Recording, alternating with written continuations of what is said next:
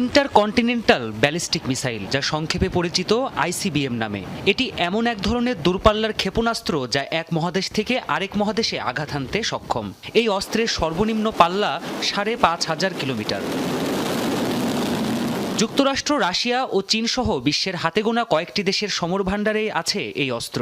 যুক্তরাষ্ট্রের রয়েছে মিনিটম্যান-3 ICBM missile. এর পাল্লা সর্বোচ্চ ১৩,০০০ কিলোমিটার। অপরদিকে মার্কিন মিত্রদেশ যুক্তরাজ্য ও ফ্রান্সের কাছে রয়েছে সাবমেরিন থেকে উৎক্ষেপণযোগ্য আইসিবিএম।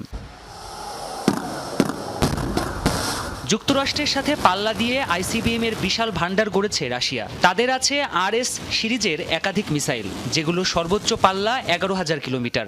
একইভাবে চীনের রয়েছে ১৩,০০০ কিলোমিটার রেঞ্জের DF সিরিজের মিসাইল। উত্তর কোরিয়া সর্বোচ্চ ১৫,০০০ কিলোমিটার রেঞ্জের তাইপোডং সিরিজের আইসিবিএম বানিয়েছে। এছাড়া ভারত ও পাকিস্তানের কাছেও রয়েছে পরীক্ষামূলক বা উন্নয়নশীল কিছু দূরপাল্লার মিসাইল।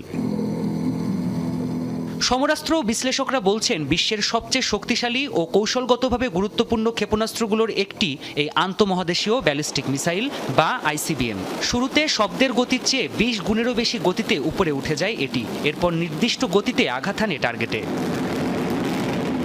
যুক্তরাষ্ট্র, চীন সহ বিশ্বের অনেক দেশ ভূমি, আকাশ ও জলপথ ৩ দিক থেকে হামলার উপযোগী করে এই অস্ত্র তৈরি করেছে। এটি পারমাণবিক বোমাও বহন করতে পারে। একে বলা হয় নিউক্লিয়ার ট্রায়াড ব্যবস্থা।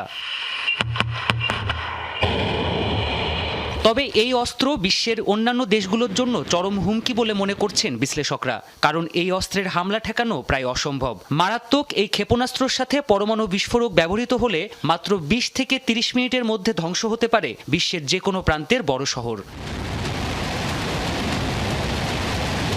শেখ শামীম ইসলাম, খবর টেলিভিশন।